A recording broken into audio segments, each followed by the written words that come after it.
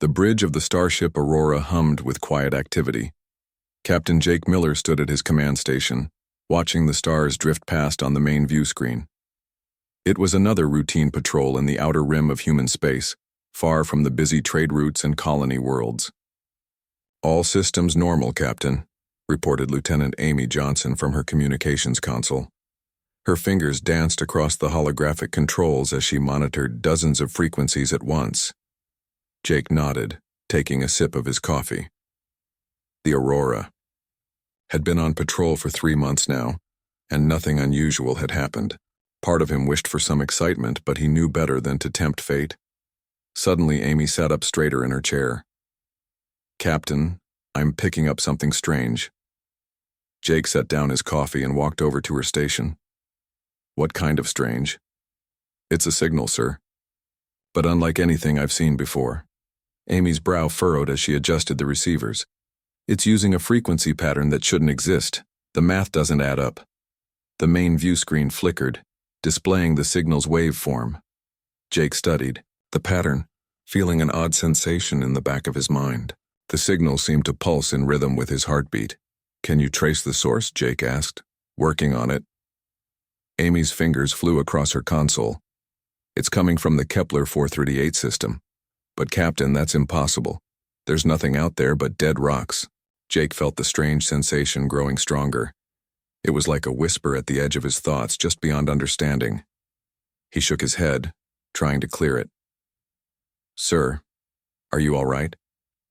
Amy looked up at him with concern. "I'm fine. Just, do you feel anything odd when you look at that signal?" Amy turned back to the screen, studying the waveform. After a moment, her eyes widened. "Actually, yes, it's like it's trying to tell me something." Dr. Lisa Park entered the bridge, her white lab coat contrasting with her dark hair. "Captain, we need to talk. My medical scanners are showing unusual brain activity throughout the ship." "Define unusual," Jake said, though he suspected he already knew. "Neural patterns are spiking in ways I've never seen. People are reporting strange dreams even while awake. And it all started when we detected that signal." Jake made his decision. "Helm, set a course for Kepler 438. Maximum speed." "Sir?" The helmsman, a young ensign named Pete, looked surprised. "You heard me. Whatever that signal is, it's affecting my crew. We need to investigate." As the Aurora changed course, the strange sensations grew stronger. Jake found himself seeing flashes of images, crystalline structures, beings made of light, a vast darkness approaching. He wasn't alone. Throughout the ship, crew members reported similar visions. In engineering, Chief Tom Bradley nearly dropped his tools when he suddenly saw a massive alien ship in his mind. In the mess hall, cook Sally Martinez found herself humming a melody she'd never heard before, one that seemed to come from the signal itself. 3 days into their journey, the dreams became more intense. Jake called a senior staff meeting in the conference room. "Report," he said, looking around the table at his department heads. Dr. Lisa Park spoke first. "The closer we get to the source, the stronger the effects become. Brain scans show activation in areas we didn't even know existed. It's like the signal is unlocking something in our minds." "My team is reporting increased efficiency," added Commander Steve Harris, the Aurora's security chief. "Reaction times are up. Pattern recognition is off the charts. Whatever this is, it's not harming us, it's enhancing us." "But why humans?" asked Amy. "I've checked with other species in the sector. None of them can even detect the signal." Jake leaned back in his chair, considering. Maybe that's the point. Maybe the signal was meant specifically for us. The Aurora dropped out of hyperspace at the edge of the Kepler 438 system. Immediately, the signal's strength increased tenfold. Jake gripped the arms of his command chair as a wave of sensations washed over him. "Captain!" Amy's voice cut through the fog in his mind. "I'm detecting a massive object in orbit around the 4th planet. It's incredible." The view screen showed a ship unlike anything in their databases. It was enormous, easily 10 times the size of the Aurora. Its hull seemed to be grown rather than built, with organic curves that flowed into crystalline structures. Lights pulsed along its surface in patterns that hurt to look at directly. Life signs? Jake asked, though he somehow already knew the answer. Faint but present. They're dying, Captain. The signal isn't just a distress call, it's a death cry. Jake stood, his decision made. Prepare an away team. We're going aboard. As the Aurora moved closer to the alien vessel, the visions intensified. Jake saw flashes of a great civilization, beings of pure energy housed in crystal forms. He saw them watching Earth, waiting, hoping, and he saw a terrible darkness approaching, a threat that made his blood run cold. In her quarters, pilot Kate, Morgan woke from a dream where she flew through space without a ship, dancing among the stars. In sickbay, Dr. Dan White found himself understanding medical concepts that shouldn't exist, treatments that used energy instead of medicine. The alien ship loomed larger on the view screen. Its distress signal pounded in their minds like a heartbeat, growing weaker with each pulse. "Sir," Amy said, her voice barely a whisper. "I'm receiving a message. Not through the communication system. It's in my head." Jake nodded. He heard it too. A voice like crystalline wind chimes, speaking without words. "Help us," it said. "You are the ones we have waited for. You are the children of the ancients. You alone can save us all." The bridge fell silent as the crew absorbed this revelation. Jake straightened his uniform and turned to his team. "Whatever we find over there, whatever happens next, remember this. We're explorers. We're here to help." He paused, feeling the weight of destiny settling on his shoulders. And apparently we're exactly where we're supposed to be. As the Aurora docked with the alien vessel, Jake couldn't shake the feeling that this moment would change everything. The signal had called to them across the vastness of space, had awakened something dormant in human minds. Now it was time to discover what that something was. The airlock hissed open, revealing a corridor of living crystal and pulsing light. Jake took a deep breath and stepped forward into the unknown, his crew behind him. The signal's whisper had become a song, and humanity was about to learn the words. The alien corridor stretched before them like a tunnel of light. Jake led his team forward, their boots making no sound on the crystalline floor. Behind him walked Commander Steve Harris, Dr. Lisa Park, and Engineer Tom Bradley. Each carried scanning equipment, though the devices seemed almost useless in this strange environment. "The air is breathable," Lisa reported, checking her scanner. "Temperature is perfect for humans. It's like this ship was expecting us." Tom ran his hand along the wall. Where he touched, colors rippled outward like water. "This isn't metal or any material I know. It feels alive." They reached a large chamber where the ceiling soared high above them. In the center, floating in beams of soft light, were beings, unlike anything they'd ever seen. They were tall, made of what looked like living crystal. Their bodies pulsed with inner light that grew dimmer with each passing moment. One of the beings turned toward them. Its face had no features, just smooth crystal. But Jake felt its attention like warm sunlight on his skin. Words formed in his mind, clear as spoken language but without sound. "You came. After so long, you finally heard our call." Jake stepped forward. "I'm Captain Jake Miller of the starship Aurora. We received your distress signal. How can we help?" The being's light flickered. "I am Zara, last speaker of the Zephyrians. We are dying. Our quantum core fails, and with it our life force fades. But that is not why we called to you." Steve moved closer, his hand instinctively reaching for his weapon before remembering these beings posed no threat. "Why did you call us specifically? Other species passed through this system. Why humans?" Another Zephyrian drifted forward. This one's light was even dimmer. "Because you are the children of the ancients, the ones who seeded life throughout the galaxy. Your species carries their legacy in your very cells." Lisa's scanner beeped frantically. "Captain, I'm reading massive energy fluctuations. Their life signs are dropping fast." Zara's form wavered. "We have watched your kind for centuries. Waited for the dormant gifts within you to awaken. The signal we sent was designed to trigger that awakening. Tom approached one of the crystal pillars that supported the room. The moment his hand touched it, the entire structure blazed with light. Symbols appeared in the air, complex equations that his mind somehow understood. "I can read this," he said, amazed. "It's technical specifications for their quantum core." "But how? I've never seen this language before." "Because the knowledge was always within you," Zara explained, "locked in your genetic memory waiting for the key. Our technology responds to the ancients' descendants." Jake felt something stirring in his mind. Knowledge that wasn't his own. Memories of stars being born and civilizations rising and falling. Why now? Why awaken these abilities now? A third Zephyrian joined them, its light barely a whisper. "Because the darkness comes. The Void Seekers have found this galaxy. They consume life, drain consciousness itself. Only the ancients could stop them before. Now, only their children can save us all." The chamber shuddered. Several Zephyrians flickered and vanished, their light extinguished forever. Zara's form grew more translucent. "We are failing faster than expected.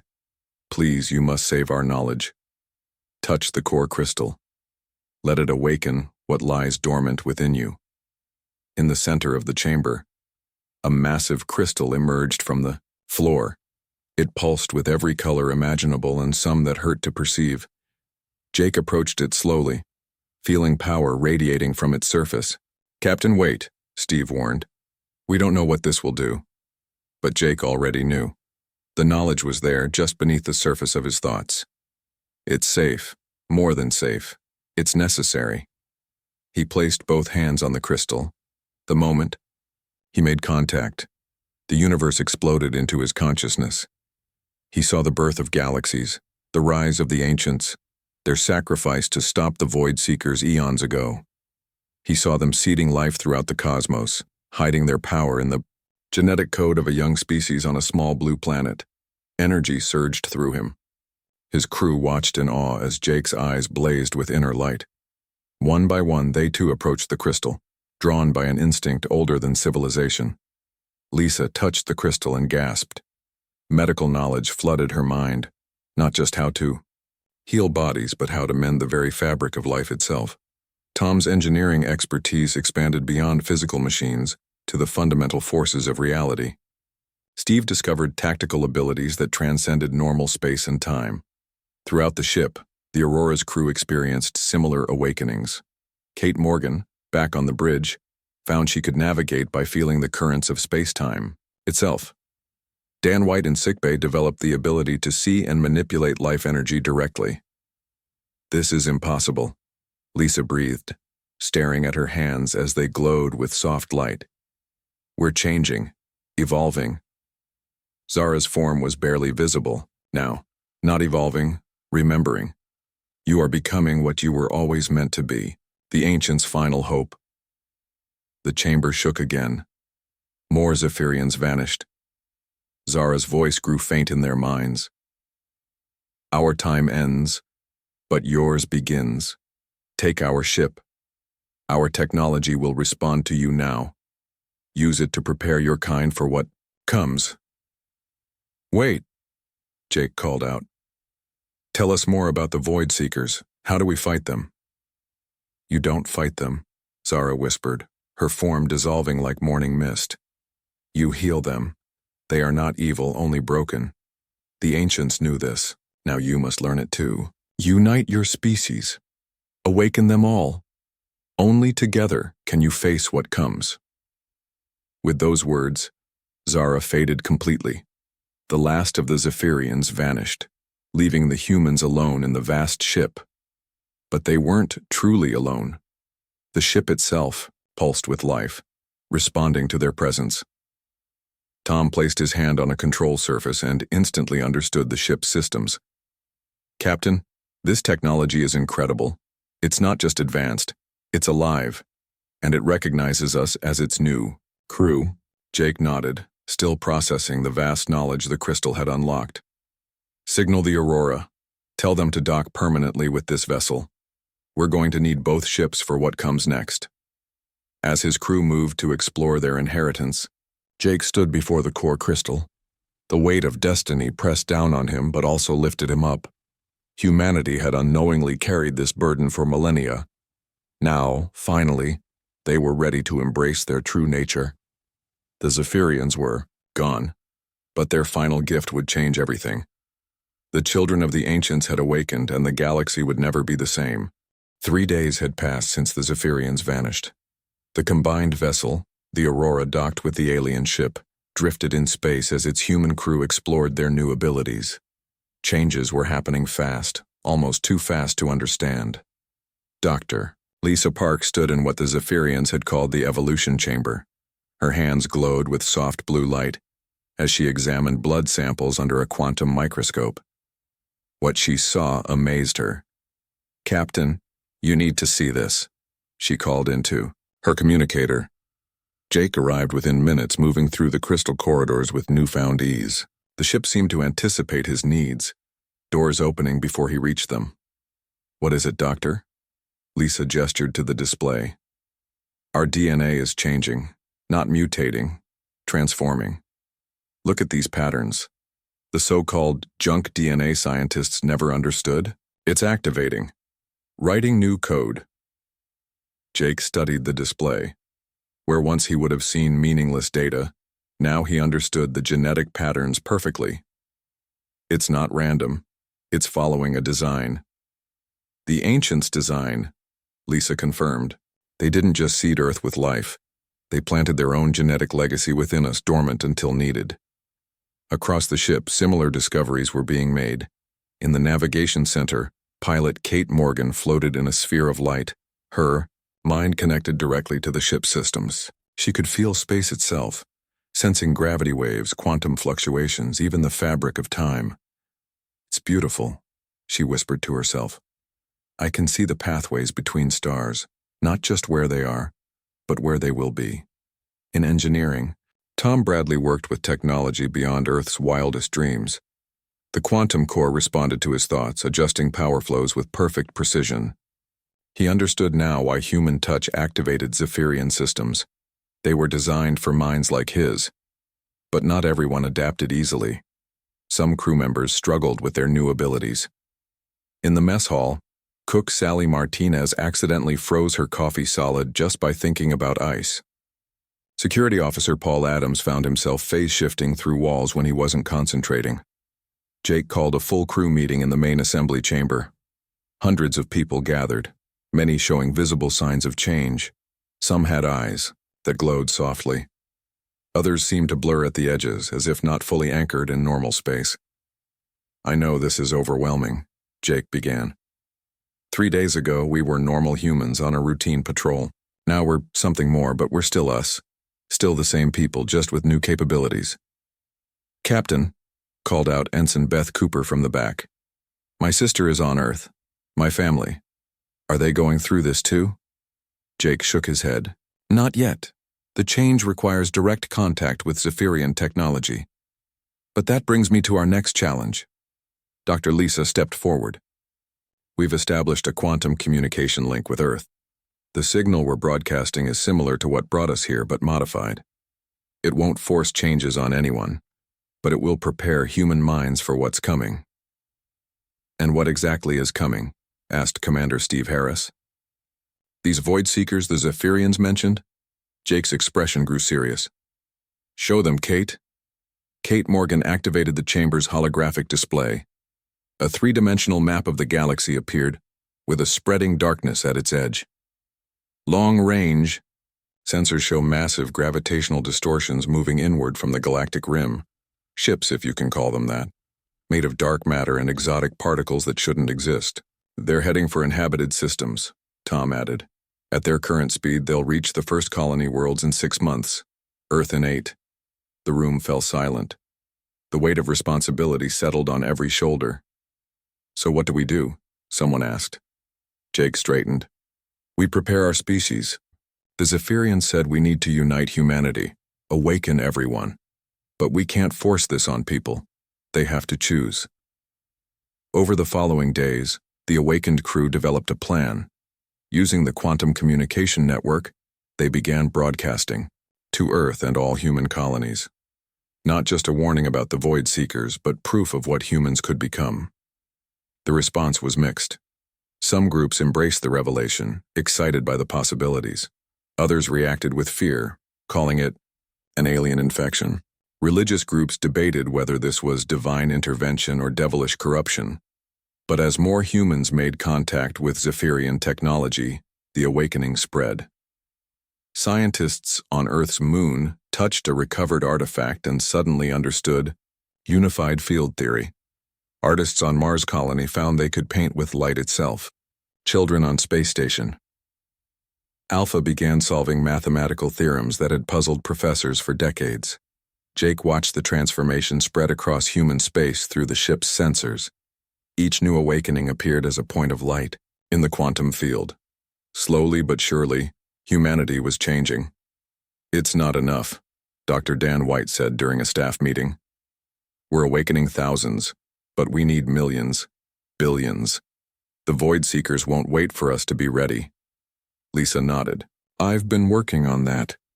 The Zephyrian Medical Bay has technology that can accelerate the process. Instead of requiring direct contact with artifacts, we can broadcast an enhanced awakening field." "Is it safe?" Jake asked. "Define safe," Lisa replied. "It's faster than natural awakening, more intense. Some people might not be able to handle the rapid change." Steve leaned forward. "We may not have a choice. Latest sensors show the Void Seekers have accelerated. First contact is now estimated in 4 months." Jake stood, his decision made. Prepare the enhanced broadcast, but make it voluntary. People need to understand what's at stake and choose for themselves. As the crew prepared for the next phase, Jake found himself in the observation dome, looking out at the stars. He felt the weight of his ancestors' legacy, the responsibility the ancients had placed in human hands. His mind could now perceive possibilities branching out like infinite paths. Most led to darkness, to the Void Seekers consuming all life. But some paths, precious few, led to light, to hope, to humanity rising to meet its destiny. "We won't let you down," he whispered to the ghosts of the ancients. "Whatever we were meant to become, whatever purpose you had for us, we'll see it through." Behind him, the ship pulsed with growing power as humanity prepared for the greatest challenge in its history. The awakening had begun. Now it was time to see if humans could become what the galaxy needed them to be. The enhanced awakening broadcast had been active for 2 weeks. Across human space, millions chose to embrace the transformation. Cities on Earth glowed with new energy as awakened humans discovered their abilities. But time was running out. Jake stood on the bridge of the combined vessel, now renamed Unity, watching the tactical display. The Void Seekers had arrived earlier than predicted. The first contact was happening now, at the edge of the Centauri system. "Galactic Fleet is engaging," reported Amy Johnson, her enhanced senses processing thousands of data streams at once. 50 ships from 12 different species, they're firing everything they have. The view screen showed the battle. Massive alien warships unleashed devastating weapons against the Void Seekers. Plasma cannons, antimatter missiles, gravity bombs. The combined firepower could shatter planets. It wasn't enough. The Void Seekers' ships seemed to absorb the attacks. They were vast dark shapes that hurt to look at directly. Where they passed, stars dimmed. Space itself seemed to wither. "They're not even fighting back," Tom observed from his engineering station. "They're just consuming, draining energy from everything around them." A galactic fleet cruiser got too close. The crew watched in horror as the ship aged 1,000 years in seconds. Metal rusted, systems failed, and finally the vessel crumbled to dust. The life force of its crew simply vanished. "We need to get out there," Steve said. "Those ships don't stand a chance." Jake nodded. "Kate, set course for Centauri, maximum speed." But even as Unity raced toward the battle, Jake knew conventional weapons wouldn't work. He closed his eyes, reaching out with his awakened senses, trying to understand the Void Seeker's true nature. What he found shocked him. "They're not invaders," he said suddenly. "They're refugees." His crew turned to stare at him. "Captain?" Lisa asked. Jake opened his eyes, now glowing with inner light. I can sense them, feel their desperation. They're from a universe where entropy won, where everything died. They're not evil.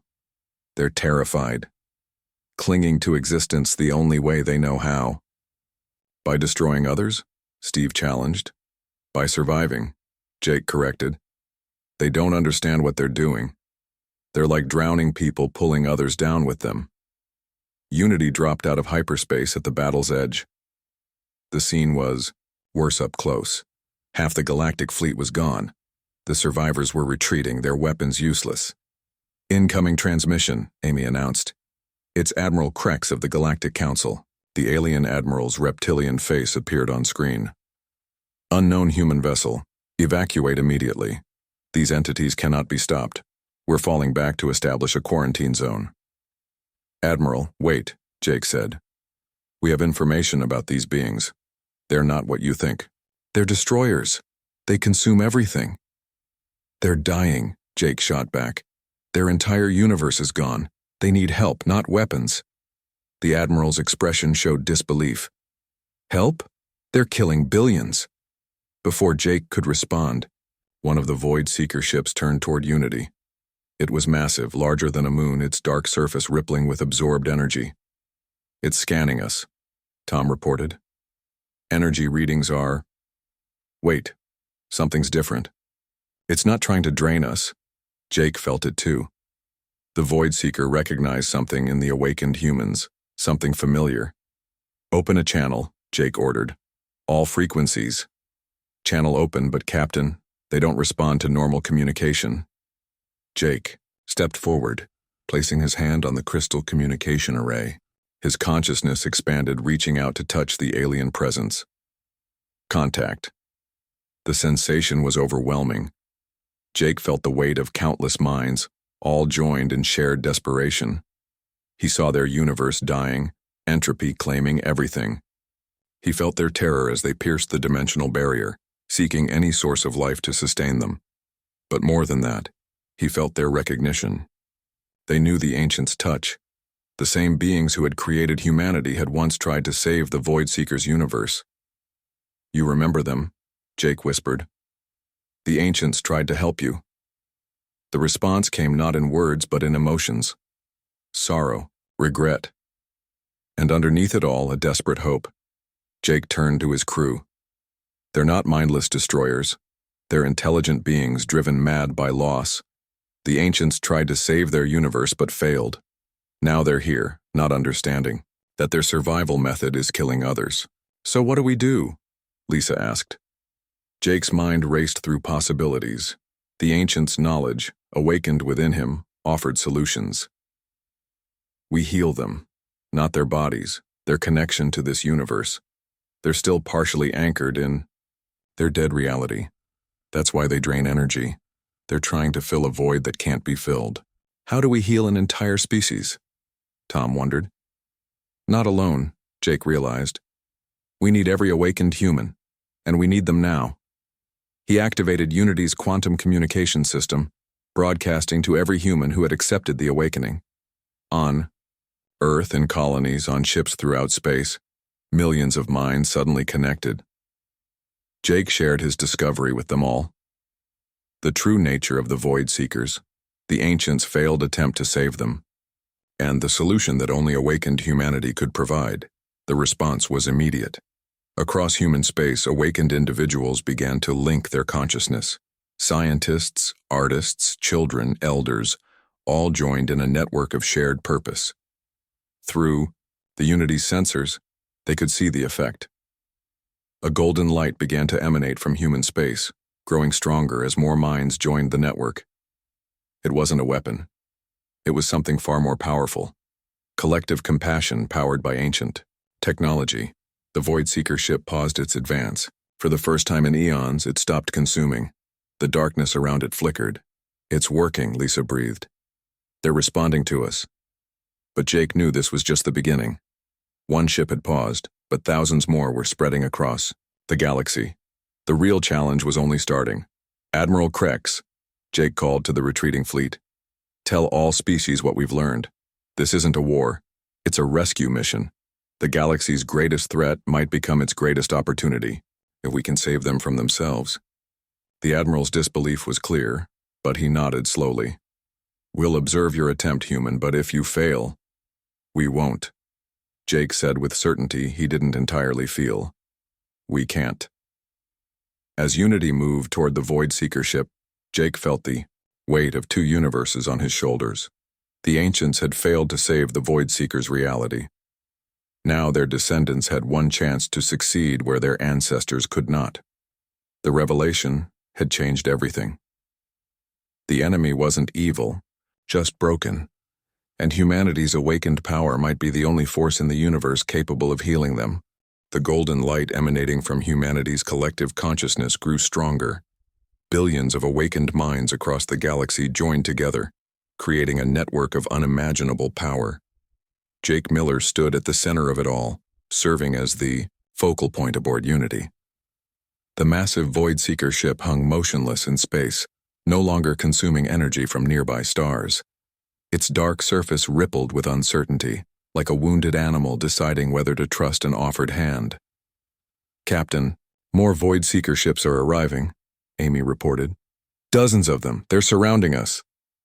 The bridge crew tensed, but Jake remained calm. Through the mental network, he felt no hostility from the newcomers. Only curiosity, hope, and deep, ancient pain. They're not here to attack, Jake said. They're here to witness, to see if we can do what the ancients couldn't. Dr. Lisa Park monitored the energy readings. The quantum field is stabilizing. Whatever we're doing, it's creating a bridge between our universe and theirs. Jake closed his eyes, diving deeper into the connection. He saw it all now. The Void Seekers' tragic history.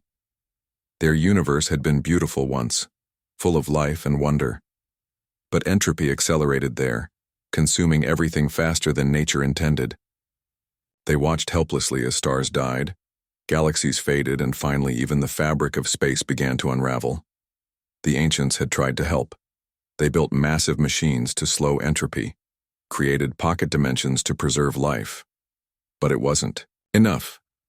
In the end, the Void Seekers watched their reality die, surviving only by learning to exist partially outside normal space-time. Show them, Jake whispered to the human network. Show them what the ancients left in us. The awakened humans responded. Their combined consciousness reached out, not with force, but with understanding. They offered the Void Seekers something they hadn't felt in eons: connection to a living universe. The first Void Seeker ship began to change. Its dark surface lightened, revealing crystalline structures beneath. The draining effect stopped completely. Instead of consuming energy, it began to resonate with the quantum field around it. Inside the ship, Jake sensed individual Void Seekers awakening from their desperate hunger. They were beautiful beings once, creatures of pure thought and energy. The endless feeding had twisted them, but now they remembered who they used to be. Captain, look! Kate Morgan pointed to the view screen. One by one, the other Void Seeker ships began transforming. The darkness peeled away like old skin, revealing forms of incredible beauty. Ships that had been instruments of destruction became works of art, their true nature finally free to express itself. But the effort was taking its toll on the human network. Jake felt minds beginning to strain under the pressure. They couldn't maintain this level of connection much longer. We need help, he realized. Not just humans, all conscious beings. He reached out to the galactic fleet, to the dozens of species, watching in amazement.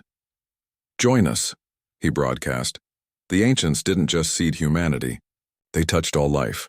We all carry their legacy. Admiral Krex was the first to respond. The reptilian commander closed his eyes and his species' collective consciousness joined the network. Then the Altarians added their musical minds. The machine intelligence of the cyber collective linked in. Species by species, the galaxy united in a single purpose. The effect was immediate. The transformation of the Void Seekers accelerated. Entire fleets of dark ships blossomed into light. The beings inside emerged from their shells of desperation, remembering joy, wonder, and hope. Through it all, Jake maintained the connection. He felt every mind in the network, every spark of consciousness working together. It was overwhelming and beautiful. Exactly what the ancients had envisioned. The last Void Seeker ship transformed. Where once a fleet of darkness had threatened all life, now floated vessels of crystal and light. The beings inside were no longer Void Seekers. They had become something new. We remember. A voice spoke in Jake's mind. It was ancient, wise, and filled with gratitude. We remember who we were, who we can be again. The eldest of the transformed beings appeared before Jake in a vision. It was magnificent, a creature of pure thought wrapped in starlight. You have given us what the ancients could not, it said. Not just survival, but redemption. We fed on life because we had forgotten how to create it. You have reminded us. Jake smiled, exhausted but victorious. What will you do now? We will help, the being replied. Our knowledge of entropy, of dimensional physics combined with your connection to life. Together, we can prevent other universes from suffering our fate. We can be gardeners of reality, not its consumers. The mental network began to dissolve as individuals returned to their own consciousness. But something had changed. The galaxy was united now in a way it had never been before. The threat that could have destroyed everything had instead brought all species together. On Earth, celebrations erupted as the news spread. Humanity had not only saved itself, but had led the galaxy to its greatest triumph. The awakening that started with a simple distress call had transformed an entire civilization. Days later, Jake stood once more on Unity's observation deck. The transformed Void Seekers had shared their advanced technology freely. Their knowledge of dimensional travel and entropy manipulation would revolutionize galactic civilization. The ancients knew this would happen, Lisa said, joining him. They planned it all along. Jake nodded. They couldn't save the Void Seekers directly, but they could plant the seeds for someone who could. They trusted us to grow into what was needed. Outside, the stars shone brighter than ever. Human ships worked alongside the transformed beings, establishing research stations to monitor universal entropy. Other species contributed their own knowledge and abilities. The galaxy had become a true community. The Consciousness Collective was formally established with Unity as its flagship. Jake was chosen as its first director, though he insisted decisions be made collectively. The age of isolated species was over. The age of universal cooperation had begun. Dr. Dan White developed new healing techniques combining human intuition with Void Seeker energy manipulation. Kate Morgan led expeditions to find other universes in danger, preventing future catastrophes. Tom Bradley worked with alien engineers to build devices that could repair dimensional tears. You know what the best part is?